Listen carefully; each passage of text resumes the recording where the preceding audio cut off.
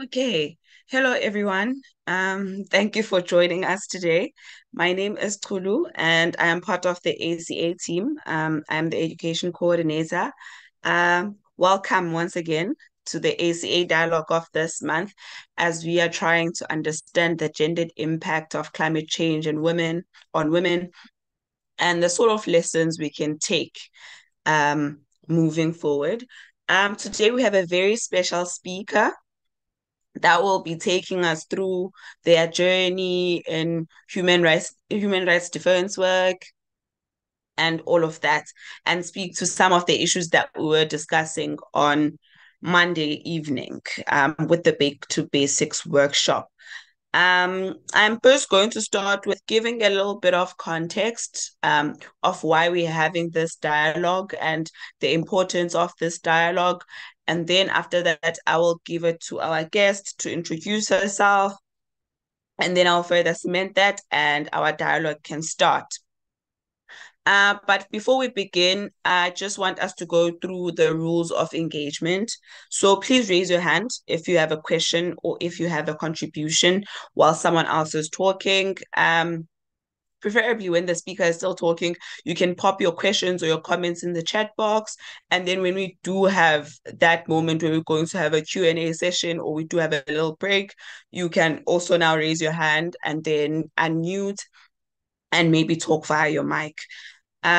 Secondly, I would like to implore everyone to please practice the rule of two. So that is to allow two people to speak or contribute before you contribute again. So you talk and then two more people after you talk, and then you can talk again. And this is just to make sure that everyone is afforded the same opportunity to speak and everyone's voices is heard and we are not hogging the space in a sense. Also feel free to use your home language. And the hope would be that there is someone that will be able to translate. In the case that there won't be anyone to translate, we'll try to use Google Translate, even though that is also limited because Google Translate may not be as accurate. But the hope is that there is someone else who speaks the language and we can understand. Even though primarily we use English in these spaces, it is also important that we also um, let people speak in their own languages and languages that they feel comfortable in, because English is not the standard. Once again, you're more than welcome to use the chat to comment, to ask questions whilst the speaker is talking, or whilst I'm busy clarifying some things here and there. You're more than welcome to use the comment box, the chat box, and pose those questions of clarity or just generally questions and comments. Okay. Um, wait. Okay, cool. So on Monday, we had the Back to Basics workshop. And basically, we were looking at how history informs our work, particularly when it comes to understanding the gendered impact of climate change on women, which is also something that the speaker that we have invited today will be speaking to. Right. And so we try to sort of contextualize the discussion that we're having on Monday, and also that laid some nice groundwork for today's workshop.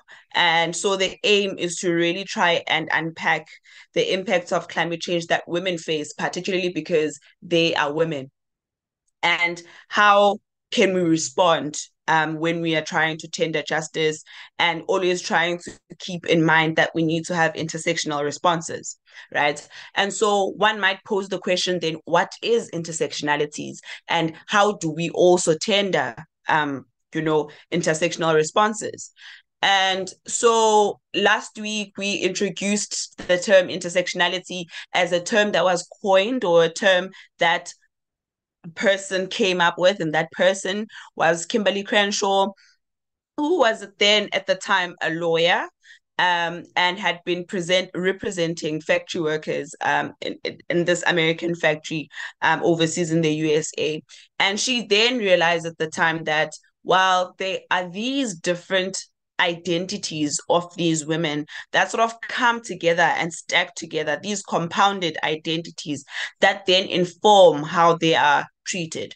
So they were treated in the ways that they were treated because they were women, because they were Black, some possibly lesbian, and so on and so forth, right?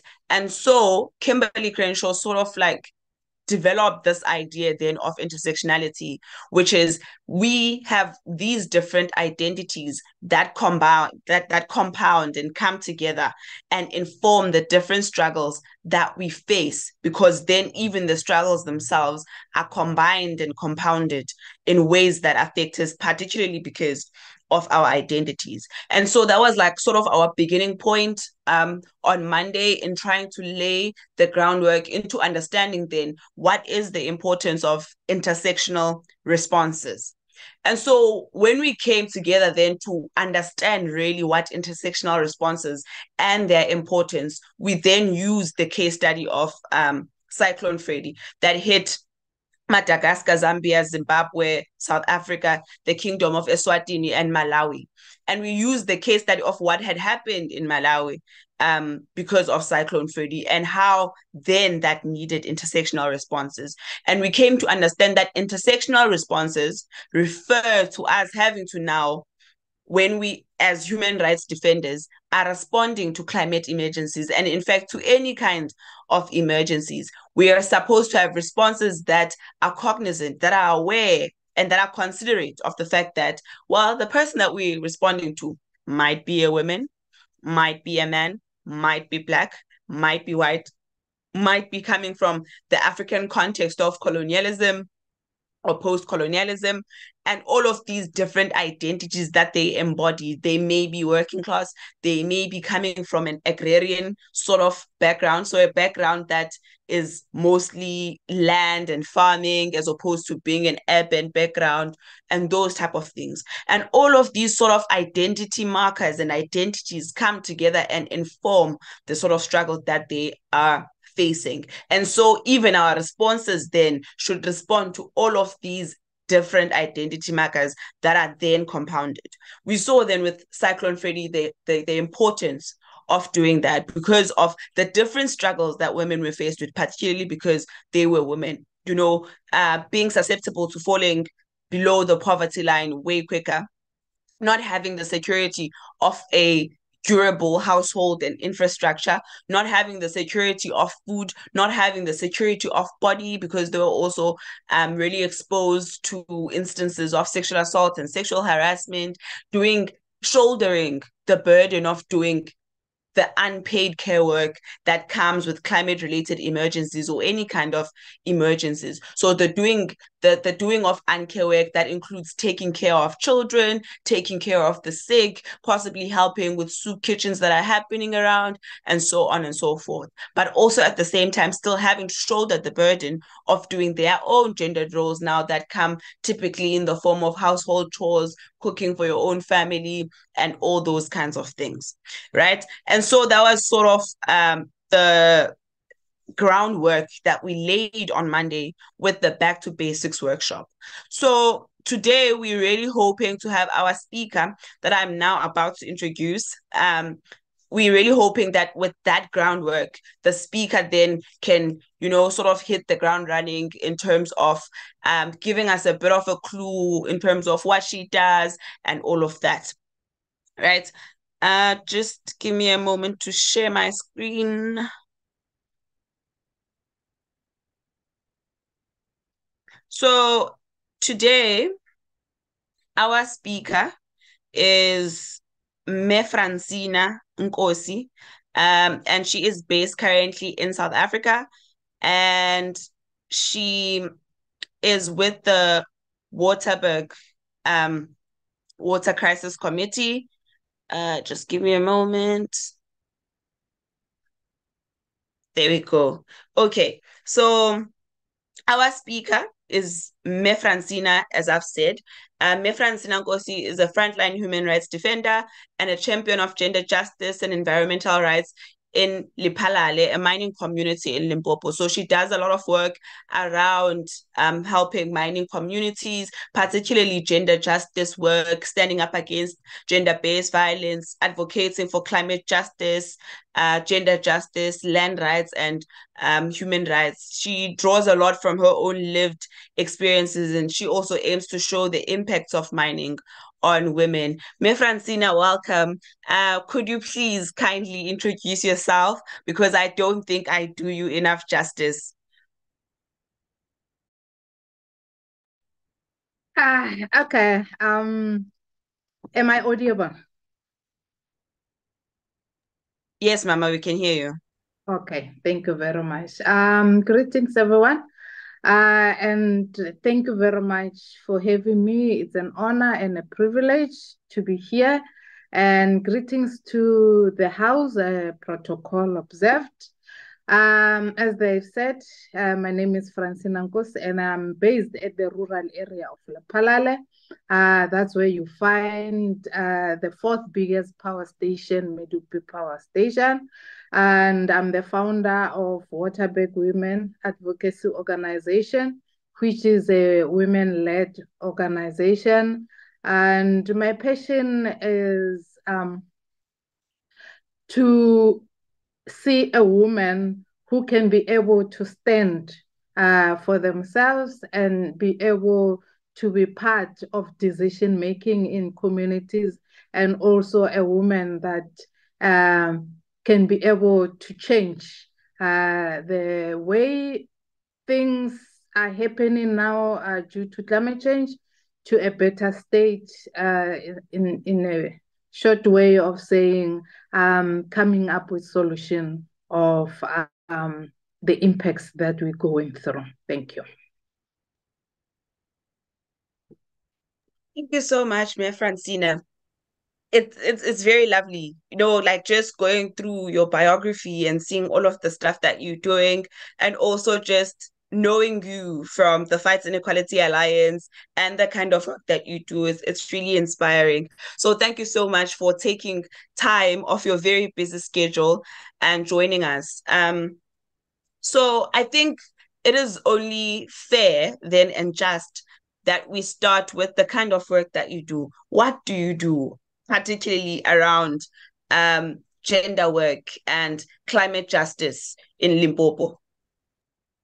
Okay, the work that we do, because I'm not alone, I'm with the women, is that we have seen that Lephalale is a mining city, whereby most of the people there were used to do farming, but they are new in knowing about the mine or the operation and how things are being done. And it came to us to say, why can't we be an advocacy whereby we can be able to teach women who are less knowledge of the literacy to be able to know that why is it important to attend a meeting, and how do you attend a meeting and not being used. Usually when we attend meetings, we tend to sign for something that we don't know, but why is it important to understand why you are called to a meeting, and understanding if you give a signature to that roll call, will it be used accordingly or not? And also our work also is also teaching the backyard gardens, because as you've seen, COVID did hit us, and most didn't have much to eat. And then that's where we came to saying, let's start to help women to do backyard gardens. And then the other part is doing climate change awareness. For us now, what we're busy with, we're doing the door-to-door, whereby we want people to understand why we say greening ESCOM. And with that, we do it as a door-to-door awareness. We combine it to saying, let's inform community what is climate change. But we don't inform, but do we have that dialogue? Do you know about climate change? And then the person will say, yes, I know it in this way, but I don't understand it fully. And then that's where we have a talk. And then when we give that booklet of greening ESCOM, then that's where we go deep with that information, so that when we give a booklet, we don't give it for you to go throw it away, but you will be able to read it because we have already said all. And the other part is youth. We have a youth coordinator who is doing a group discussion on understanding more about their rights, reading, and then also helping out with others with homeworks. And then we have a group also of girls where they're doing poems, doing the drawing of, they draw pamphlets.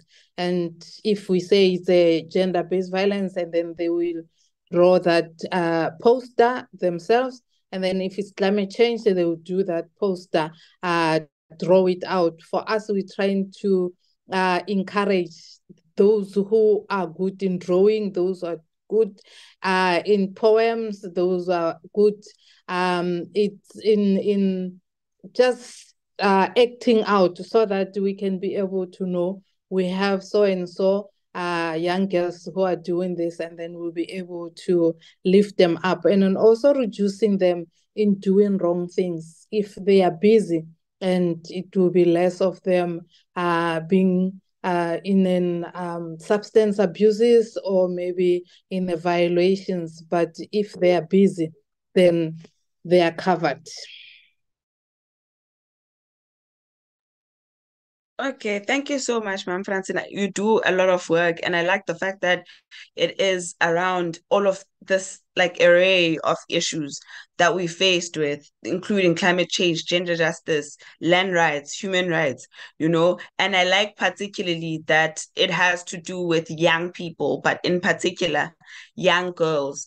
So let's go a bit deeper then into experiences of climate change, also especially around the kind of work that you do. What have your experience of climate change been like, and your responses as the different organizations that you involved in? I understand that Limpopo also is a very rural sort of province where farming in particular is something that is happening a lot. And I can imagine then with the added pressure of mining when it comes to that farming, and the how arable that land could be and all of that. So how has the impact of climate change been in your experience to you and your community? And how has these organizations that you work with, in particular in Limpopo, have responded to that?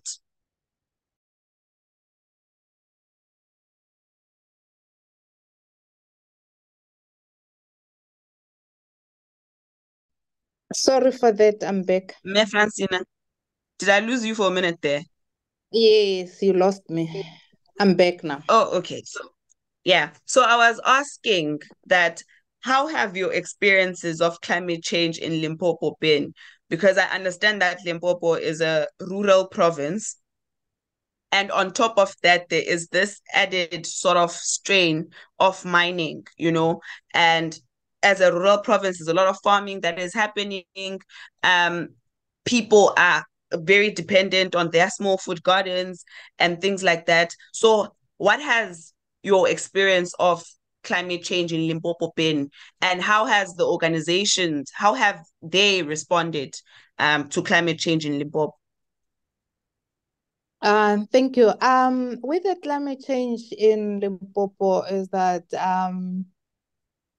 our area is very hot, and when you doing your garden, you have to make sure you have a protection to your plants, because if you are not doing that, then your crops will die, and then you'll be watering your plants frequently, and yet we don't have adequate water to do that. For us, we do recycling of water. When we have done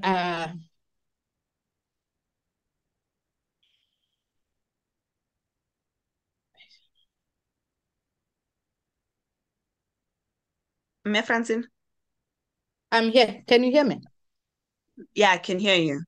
Okay. When you, as women, we do the laundry, then with that, you can be able to recycle your water.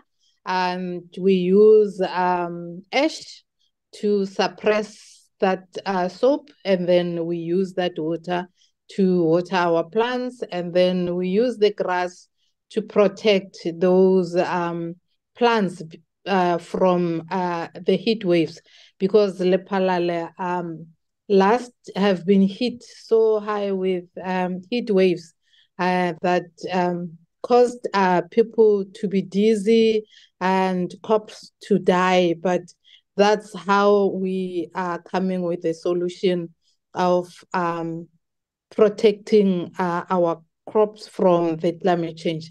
And the other part that was a challenge with the climate change is that we had people who were walking around the road without having any water in their hands, and then they will be sick. You know, when you are uh, dehydrated, sometimes you faint. And then for us, we took it to say, let it be an awareness of saying, because there are the heat waves, please drink water. And then if you know you're walking a long distance, make sure you have water with you so that you can be able to protect yourself from dehydration.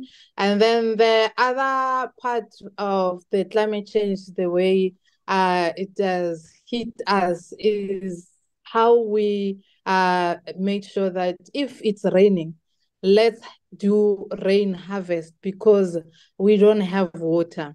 Most of the water is being used by corporates, the mine, the Medupi, the Matimba. And in that way, we say, let's preserve what we have so that we can be able to overcome the climate change, making sure that our backyard gardens are being protected, and then we can be able to suppress that poverty, because you know, with backyard gardens, we trying to promote that eat what you have planted, and then eat a healthy vegetables, and then making sure that for those who are depending on social grants, and it becomes an easy part for them, because you're not going to the shop to buy vegetables, you buy other stuff rather than buying vegetables that you can plant. And you can have your herbs also in your gardens. It's not easy, but slowly we'll be able to get there, because having a greenhouse is not easy, because others, they don't have money to have that net to protect their plants. But slowly, surely, yeah, we're doing it. Thank you. That is some very interesting stuff. I really didn't know that you could suppress soap in water with ash or soot. So I that is like some now we know, guys. You want to suppress the soap in your water, use some ash. You'll be fine. And recycle that gray water. Thank you so much, me Francina, for that. Like some really interesting stuff is coming out of the conversation. And I think you've taken us to a really nice segue now, because we've been talking a lot about women and the sort of strategies that they're using, in dealing with climate change. As a woman and as a mother yourself, have you found that because of climate change, then the burden of poverty increases? So you'd have to sort of do more fending for your family because crops are not growing and all of that. Do you feel that the work because of climate change increases? When children are sick, you'd have to now be taking care of children more than you would be paying attention and those sort of things. Yes, when you are a woman, and especially a woman activist, we don't tend to know that activism is a work. And we don't get paid for that. As we know, women can do work, unpaid work. Then for us, we combine that to say, as an activist, you are working the same way as a woman. We need to be acknowledged. And with that, we know that if a woman doesn't have a plan A, plan B for the family, then nothing changes. And do you know that women are the ones who can be able to lift the economy? If women are doing nothing, then the economy goes down. But if women are be able to be small scale farmers, they do other projects, and the economy of where they are, it's being uplifted, and you can see a change that the economy there have changed. But for us to make sure that that economy can change is making sure that we support one another locally. If I've planted onions and you have potatoes, then that's where we exchange. And we know that it's not going to be that I'm going to buy, but you don't have that, I don't have that, and then we exchange. So that's how way back the economy was, is that if the other one have a goat, and then that other one have mealies, then we do that exchange. That's where we see people will be surviving. That's the indigenous knowledge that we need to promote, to show that when you do more of farming and more of project supporting women, the economy will be lifted.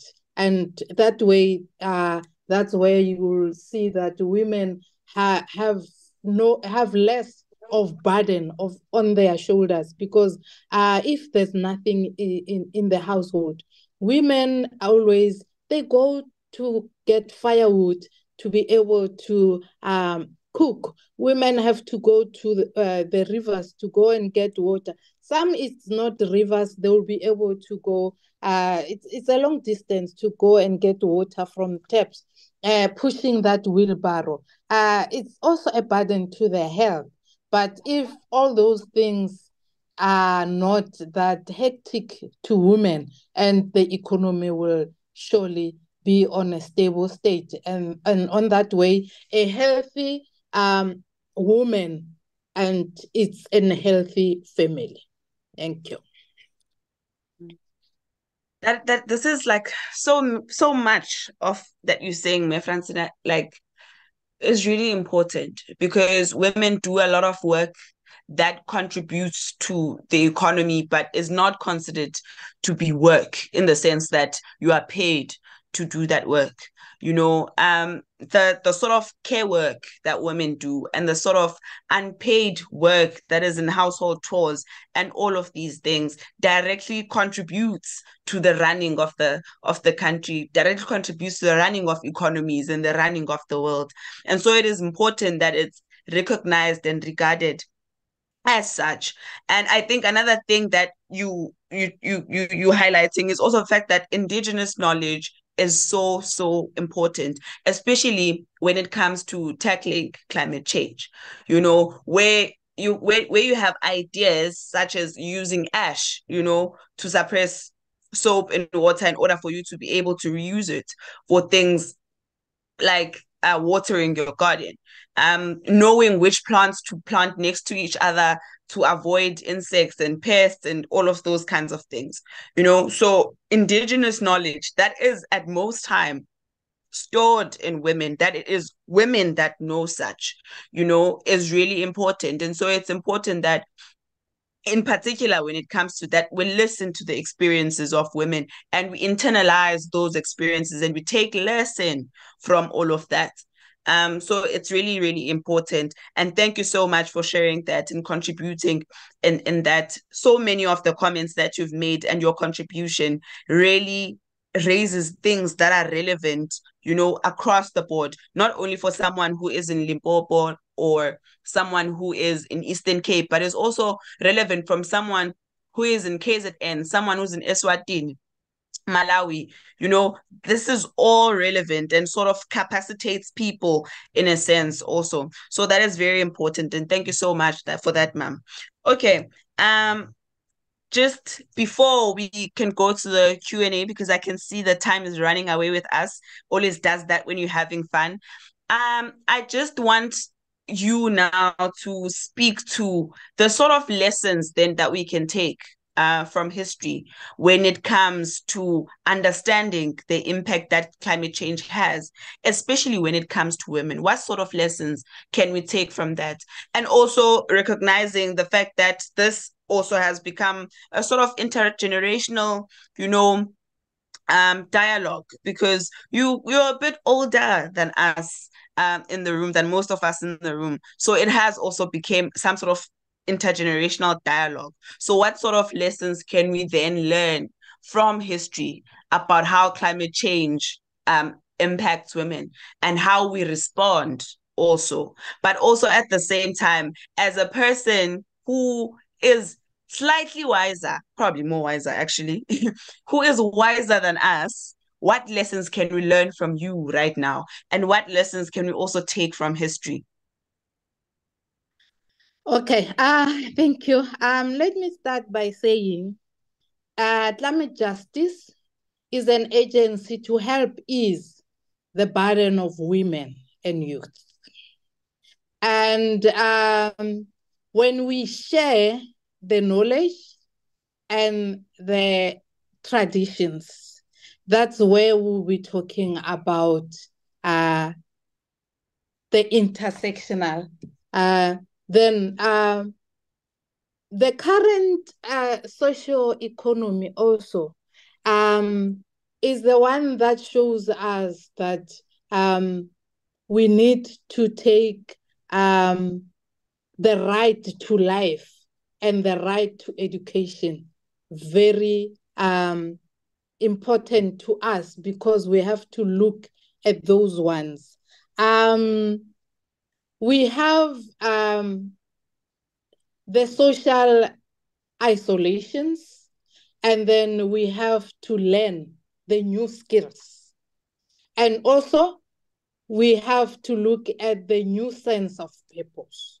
With that, I'm trying to say the history way back, things were not done together as a unity. Like now, when we're saying we want to preserve the land for the future generation. But way back, it was said a woman's place is in the kitchen. Or a woman's place,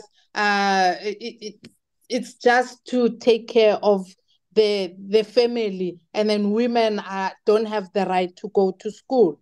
But now we're saying we can't have that. But the history that we can take is that we have the indigenous knowledge. We have to look at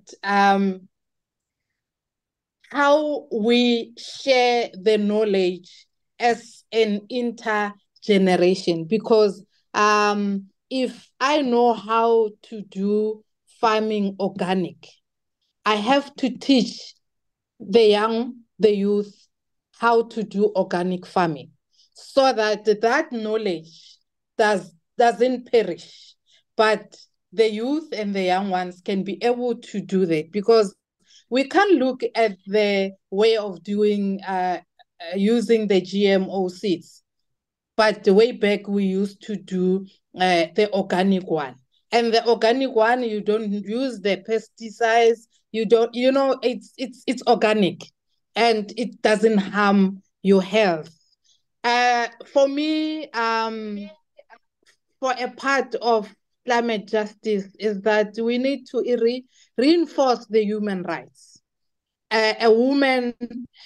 Women's rights are human rights. And we have to set the trade system right, because if we don't get the trade system right, how are we going to say if you are a small-scale farmer, then you can be able to take your vegetable to a shop? Will you get the fair price?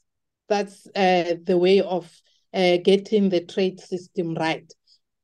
And then holding the corporates accountable. If a corporate comes and do any mining or whatever, they have to be accountable for the loss and damage that they have done on the land. Because usually, if you can check, there's no mining that is happening, not happening on a fertile land. Every mining or every project, they look at the fertile land. That's where women are doing farming.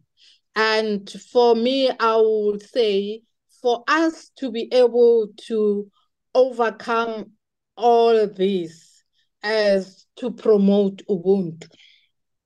And when we promoting Ubuntu as promoting our Black consciousness, know who you are and where you come from. Know your roots.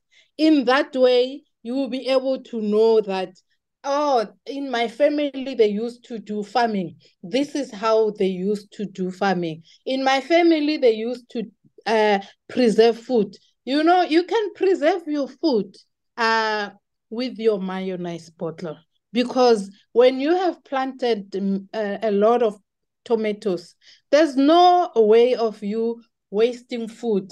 But for you to do that, you preserve. And by doing that, using your mayonnaise bottles, you also reducing that waste of throwing that bottle. Then you reusing it the way they used to use the console bottles. But now we have these mayonnaise bottles. We can use them to preserve those food. You can preserve the tomatoes. You can preserve your peaches. You can preserve your cabbage. Then your food won't go to waste. And for me, what I will give the advice is that don't live your life by thinking about yesterday.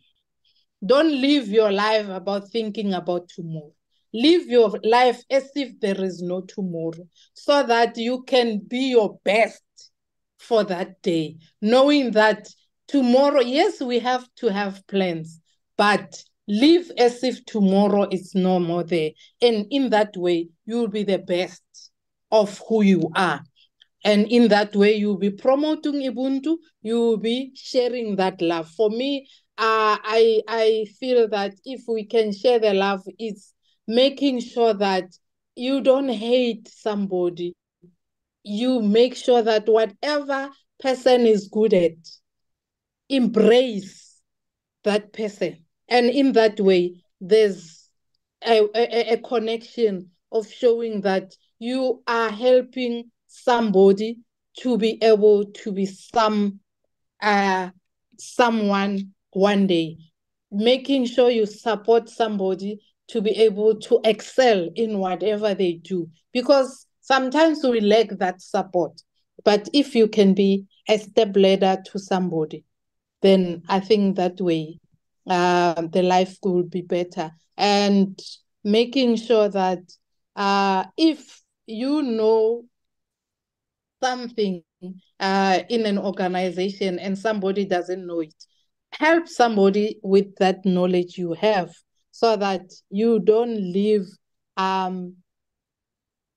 that person without being empowered. Because empowering somebody is making sure that you share the knowledge that you have, and then that person will also continue to share the knowledge you shared with him or her. And in that way, that's a way of sharing that indigenous knowledge and not living without promoting. And in that way, that's living the legacy. That's my advice. Thank you very much. Mm-hmm. Thank you so much, Ms. Francina. This is such a rich conversation and also very rich insights coming from you. And at the core and at the center of it, there is the idea of Ubuntu and the fact that we must treat each other with humanity as we do our work, of environmental justice and climate justice. It's important that we recognize the fact that we are human beings and we are part of this environment. So therefore, it's important that when the environment gives to us, we also give back to the environment and make sure that we protect, the environment. So you're bringing in some really nice insights, especially around preservation. Preservation. Um, Not only preservation of, like, for instance, your food or whatever, but we are in a sense trying to do a prevention of waste and preserving what we have already all the way around. And that is very nice. And it's yeah. It's hitting me in a lot of ways, and I'm just really excited to hear this kind of talk, and I'm hoping that everyone is taking lesson from all of the things that you just imparted, like, throughout this conversation, and especially holding ourselves with the regard of Ubuntu and humanness, and realizing that we need to protect what is around us and prevent any sort of waste. And it's important for the indigenous knowledge to be passed down from person to person.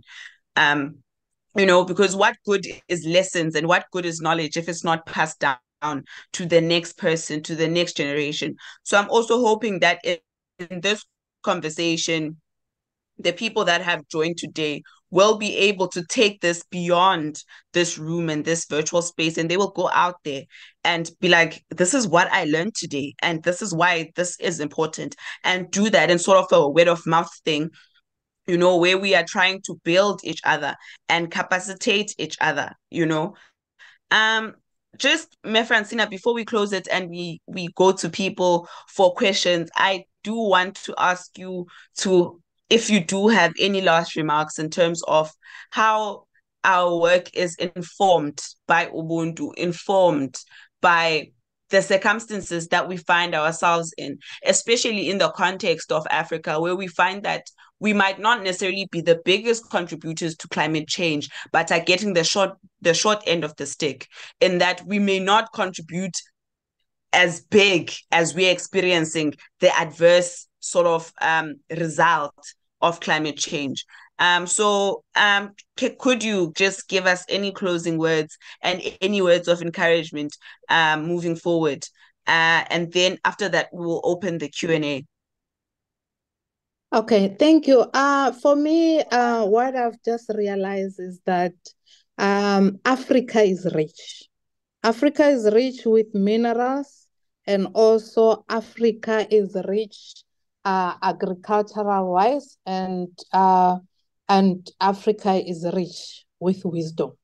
The only thing that needs to be done is let's have that solution, because we can't wait for the capitalist to come and pose a solution to us. We are a solution to everything, meaning that if there is something needs to happen in your community and the community is united, in that way, then they will see that, oh, that community is united, and they're saying, no, we want to continue with agriculture. And there's no way you can defeat a unified nation. The only weapon that we need to use is unity, support, and also solidarity. What is happening in Mpumalanga, if Limpopo says no, hands off Mpumalanga, that way it's a solidarity. And the solidarity can be done in all ways. It's either through social media, it's either through doing the same thing that Mpumalanga have done with whatever project. In that way, it shows that the information can continue to pass generation to generation. And then in that way, we can be able to overcome any situation that comes our way through solidarity and the unity that we'll be having upon ourselves. All people, we have the right to life. And if we can continue to promote that we are human beings and we have the right to life, that way we can also continue to say the right to education. Let's read. Let's pass the knowledge through reading. Because if you are not reading, then it means you are not fit to be a leader. Thank you. Thank you so much, Ms. Francina.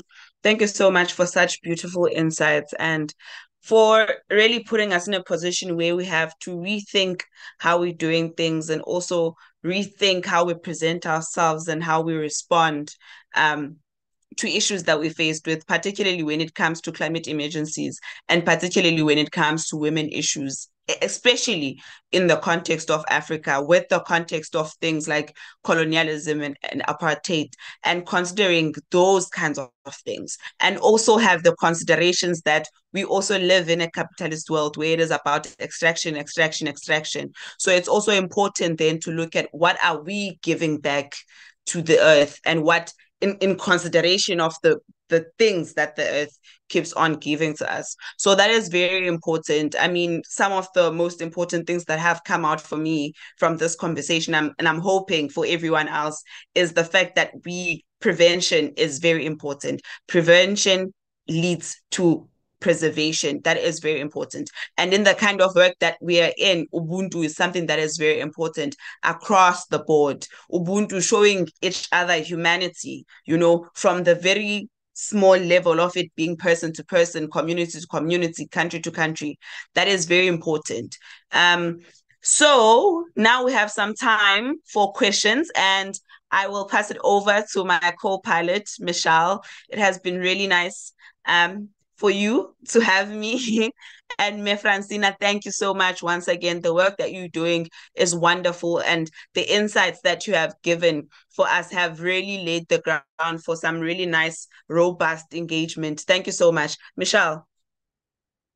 Thanks a lot, Chulu. And thank you so much, Me Francina, for being with us and speaking to us, just echoing exactly what Chulu was saying. I did see some really great contributions in the chat. And I'll start just a little bit earlier. Sele says, so many comments from Me Francina that is applicable to all of us across the continent. We need to reclaim and reconnect with these things that we can all do to be less attached to the capitalist and patriarchal society. We have freedom. And I just thought that was such an important reflection to also just share with everyone. I do trust that everyone would have seen it in the chat, but there's no harm in saying it out loud. And yeah, when we were being spoken to, something that sparked for me was this idea, which I hadn't really thought of it that way, but I think I just didn't have the vocabulary to say it, that climate justice or the climate justice movement is a movement of liberation, especially when we heard Me Francina speaking about those roles that women have historically been given that oftentimes serve to oppress. And, we heard that, in the past, it was women's role is in the kitchen or taking care of the kids and not much else. And because of climate justice and us actually saying, these are the issues and this is how we come up with solutions, like we've heard, we then give women an opportunity to reclaim power in something that maybe would have made them seem like maybe they're not very applicable outside of the kitchen and outside of the home. So again, really thank you so much for speaking with us today. I do see there was a question from Sunny who said, are there any resources or literature that maybe Mayor Francina you can point us to? Are there any resources you can think of that are on the same topic? Because I think a lot of people want to understand exactly how women fit into this conversation around climate justice. Because often when we say climate justice, people just think, the environment. But do you know of any resources either right now we can give them, or we can always follow up with an email to say these are the resources that have been shared for further reading?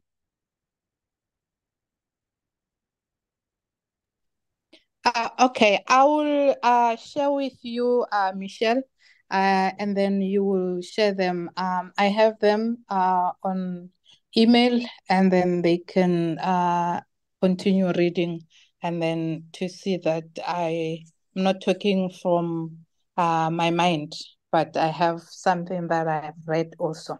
Thank you. Definitely, definitely. Thank you. As you've heard, we'll follow up with that email with more resources.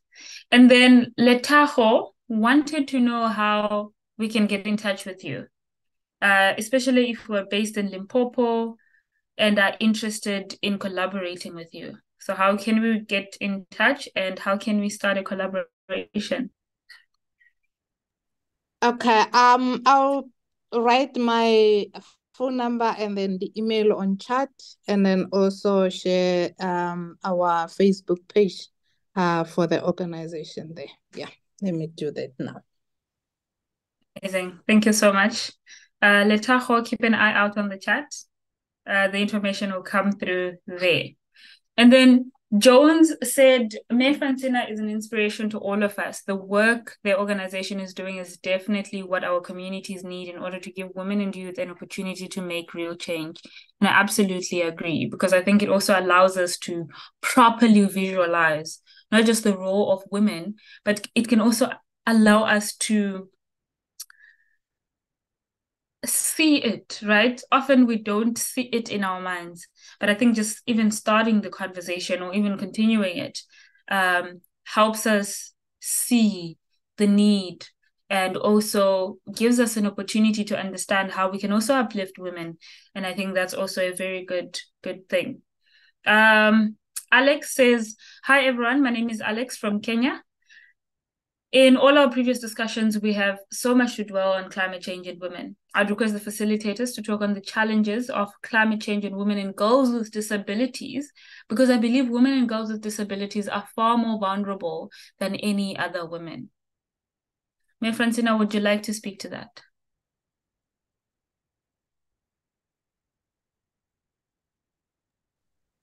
Okay, let me do that because I was busy typing out the information there.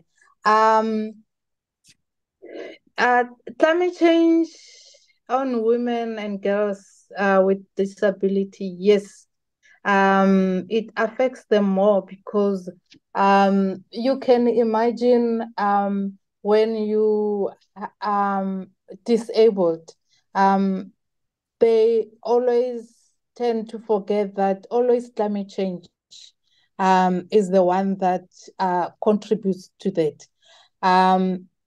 Here is an example. You are pregnant, and while you are pregnant, you live in a mining area where, let's say, maybe they mine radium or they mine other minerals that are not good for your health. And then the woman will be able to inhale that. And then the woman give birth to a deformed child.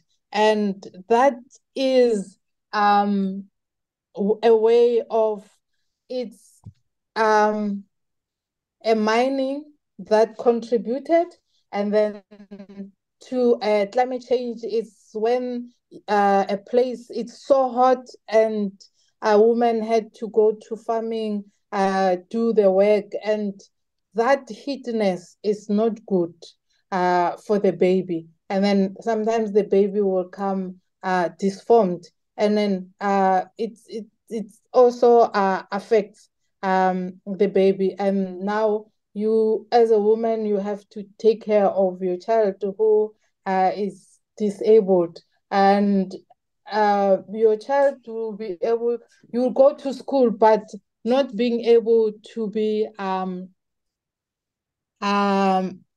treated as other kids. Also, those ones are causing the traumas and also the bullying, and those are also the contributions from the mining and also from the climate change. I think on that is that we need to include everyone to be part, as we are doing that in our organization. We don't discriminate, whether disabled, LGBTIQ, we are all affected by climate change. And then we all have to get information and also come up with a solution on how we can be able to deal with it. Thank you. Absolutely. And oftentimes, this is why I'm such a big fan of seeing things and visualizing. That question is great, and your answer was absolutely amazing. And that it allows us to also see the impacts that, you know, this problem that we have like long term. Because I might not realize it at the moment, being unmarried and everything, and then I end up getting married, and then, you know, all of this happens, and then I might not even realize that it's because of all of this exposure. And it's really just helpful to be able to see that these are some of the things that do happen as a result of either women and children not being taken care of, or simply, I think, neglect, because sometimes these companies do neglect people. And people aren't made a priority, which is why a lot of the times we speak about people over profit. Because people's lives matter and people should be cared for, and environments for them to be cared for should also exist.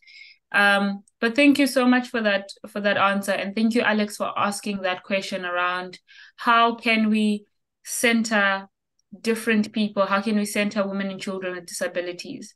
And I think some of the questions, some of the answers to that question exactly, we have them in our previous Back to Basics, where we spoke about, like on Monday we heard earlier, we spoke about this idea of intersecting identities and how that allows us to then properly address things, right? If I can understand that this is an affected woman who also has a disability, it means that when I am responding to a climate change, it could be a disaster, it could just be, you know, the impact of climate change, I'm able to do it realizing that people are very different.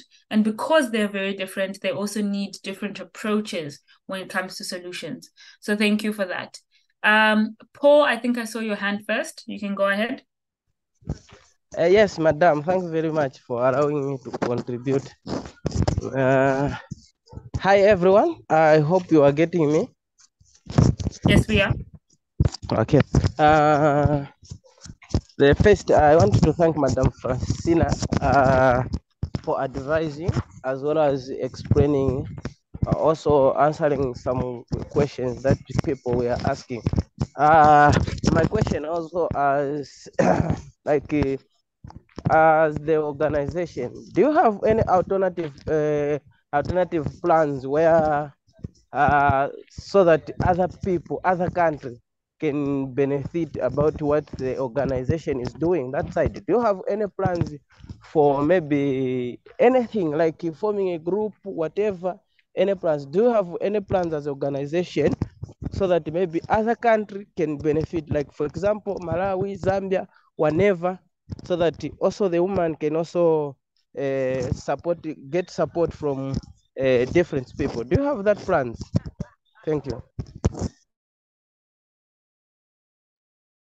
Thank you very much for the question. As an organization, I remember we were invited to Zambia.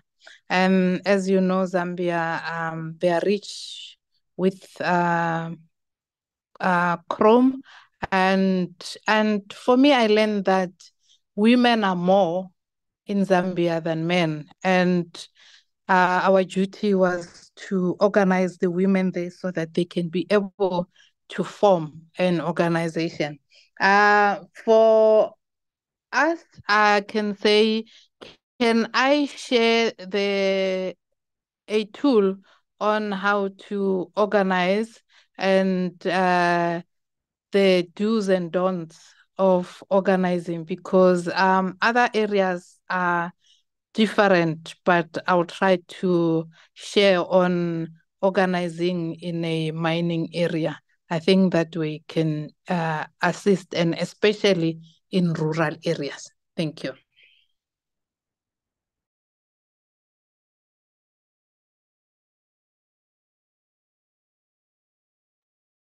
Thank you for that. Okay, thank you, madam, for answering that question. Thank you. And thank you, Paul, for asking the question. Sibabalwe, I see your hand. You can go ahead. Hello, hi. How's everyone? Hope you're all well.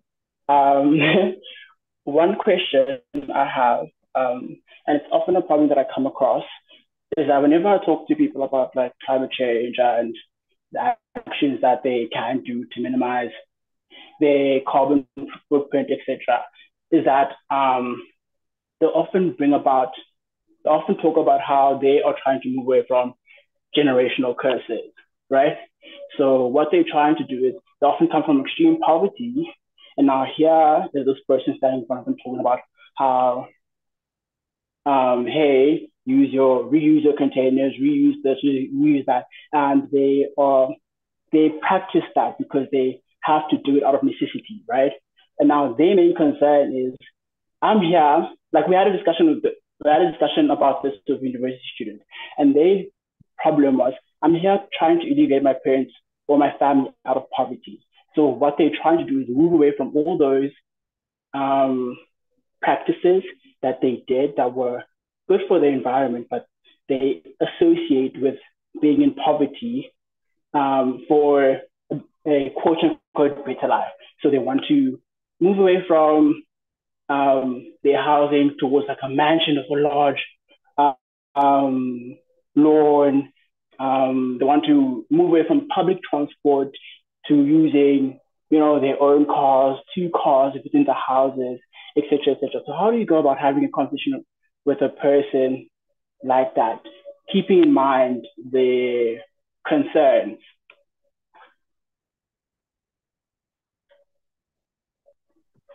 Okay. For me, is that when you talk about the climate change and then you want to come up with a solution, you have to be looking at who the person you're talking to and how are they living. For me, I will be saying the first thing you need to tell them is use whatever you have, but what you having, it's not gonna harm the next person. I'm trying to say, if a person is a rich person, for me the advice would be, can you try to say now, because you are able to do things, can you try to use the solar panels as a source of energy? And then in that way, a person can be able to see that with the solar, you're trying to show them that you are using something, the energy that is generated from the sun. And it's not the electricity that it's generated from the coal. Then when you are eating, can you start by doing a backyard garden? Even if you don't have land, because other people, they will be saying they have their tiles or their paving. But can you use the old bag of meal to plant your potatoes in it? can you use your those washing bins to also plant spinach, plant carrots on them, and then they, they are attractive. Old wheelbarrows, when you plant it in them, it's not easy for the insects to go to those things when you use to plant. And then when you do your waste, can you sort your waste to know that these are plastics, these are papers? And then when you have cooked, can you do a place where you can put your waste so that you do your natural waste in it and organic waste? And then in that way, they start by step. And then also, if you take somebody who is as rich, and then you take them to rural areas where people are doing farming, and then the person could see the need of changing. And then if it's a person who doesn't believe in opting to just transition, you take a person step by step to show the person, these are the ways we used to do things, these are the new ways. Because when you change a narrative, you have to show a person why they should change to that, and then why is it important to change. And then in that way, that's where you'll be able to have a person to change and change the way they are doing things. And in that way, if you show a person a step-by-step way, surely the person will be able to opt in and walk the way, the walk that you walk in. Because I can't do it if I can't see you doing it. Thank you. Thank you, Ma. Thank you so much for answering that question, and thank you so much for giving us the question. I think it's also important. And what I also get from that is speak to people on the level that they're at. I think oftentimes what we try to do in the climate justice movement is get people to change radically, right? We say, oh no, you need to do X, Y, and Z. And that just seems like too much for one person to handle. But I do appreciate kind of like this step by step. And, just wanting to understand that this person is on this level. So when I'm talking to them about this, then I need to understand that they're on that level. So thank you, Francina, for giving us that tip. I think I'm going to be using it now from now on. I had seen a hand, but I think we're struggling with connectivity here a little bit. But that's fine. We can always come back to that person. Do we have any other questions for Francina? Lydia, I see you. Pauline, I see you.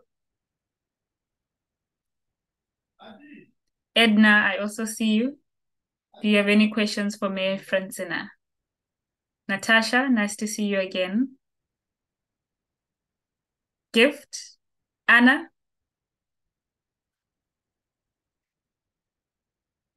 I see Thomas is back, but I don't think Thomas can hear us yet. Thomas had a question for Francina. Thomas, if you can hear us. Oh, I think you're connected. Thomas, you can go ahead and ask the question. All right, thank you. I'm experiencing network problems, I think. Is everyone hearing me? Yes, we can hear you. I've just turned off my video as well so that your network is a bit more stable.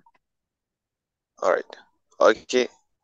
So what do you think, like the interventions that makes youths and women not participating much in climate justice and not engaging in agriculture, which is smart for the environment? Can you repeat the question for us again, please? I'm saying, like, what interventions do you think it's hindering women's and youths not participating much in climate justice? And like, for example, they are not much participating in smart agriculture, like practicing organic agriculture, but they're into chemical agriculture. Okay, thank you so much for that, Thomas. Oh, Maybe Francina, okay. you can go ahead. Okay. With answering your question is that we tend to have the indigenous knowledge hidden because most people when they do farming is they go to these shops and then they'll be buying those GMO seeds. And in that way, for them, they think those are seeds that needs to be used. But those seeds, you need to have the pesticides with them. There's no way you can use them. And those pesticides are harmful for your health. Now, another challenge is lack of information. And when I say lack of information is that when you are in a rural area where men are the ones who are taking a lead on saying women or youth are not attending any meetings, only them who attends meetings. And in that way, they tend to hide the information from women to get those information. And usually those areas are led by chiefs because on those places, women are not seen as valuable people. And usually you see that the information filter slowly to them. That's why I'm saying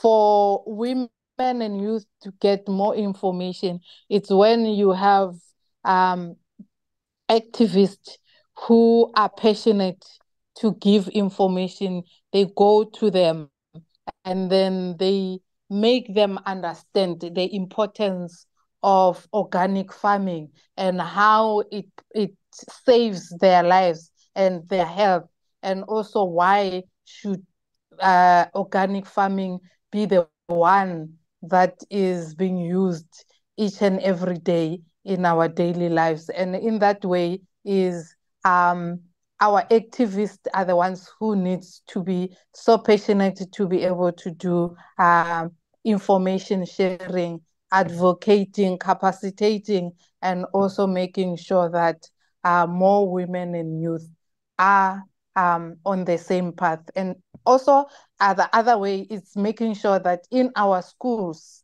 we are part of supporting our youth at schools so that they understand the importance of agroecology. Thank you.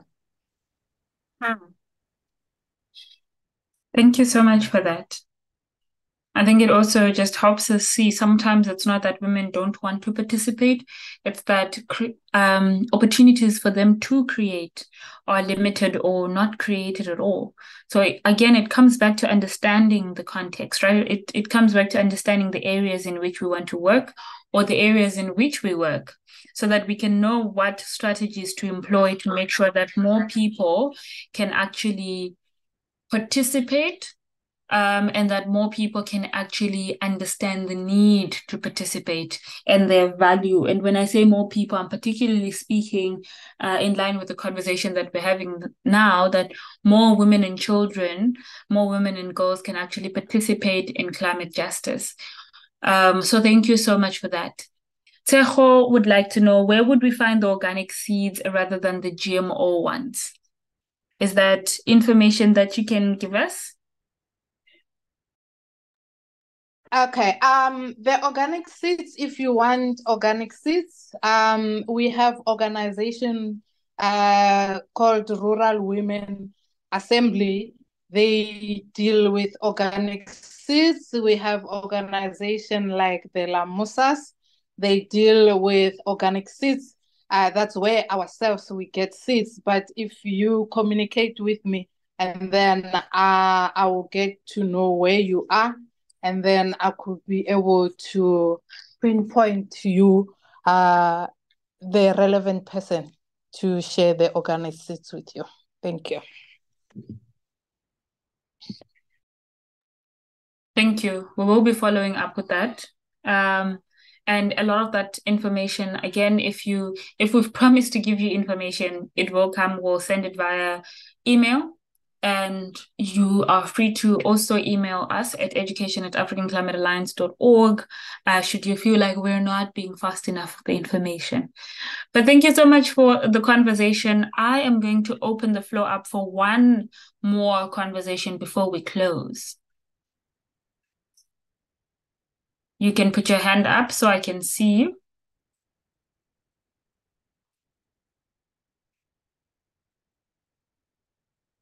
Paul, go ahead. Hi everyone. I think my question is, it's not a question per se, but it might be translated into a question, but it's more of a concern. In a sense that are women on the ground, especially in grassroots communities, doing enough mobilization and for them to participate in such climate action programs and agricultural programs? Are they actually doing enough mobilization? And organizations which are there for women, are they visible enough for actually women to can be in contact with? Thank you.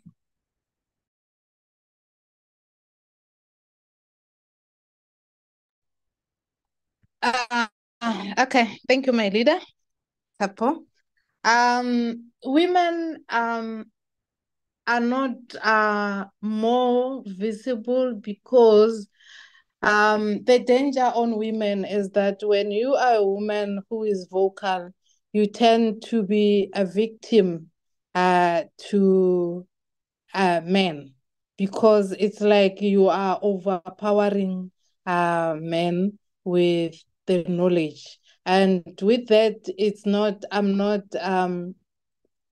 saying women shouldn't do that, but for me is that when women should take a lead, is they need to have that passion. And also not one woman should be vocal, but to have many women who are in support, and then they become vocal, and then they become united. And then in that way, it's less danger, and then also it's a support to one another to make sure that women are vocal on the ground. Because if you are one, then you become an easy target.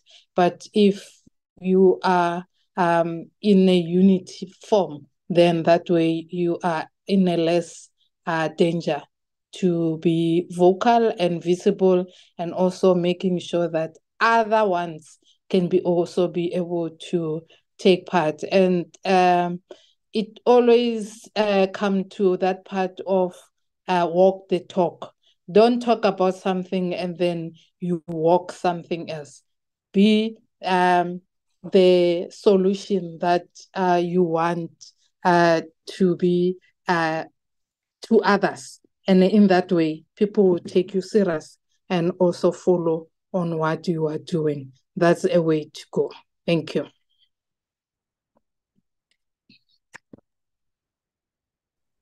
Thank you so much. Thank you so much for that. Thank you so much for your time. Thank you to every single person who had questions for me, Francina.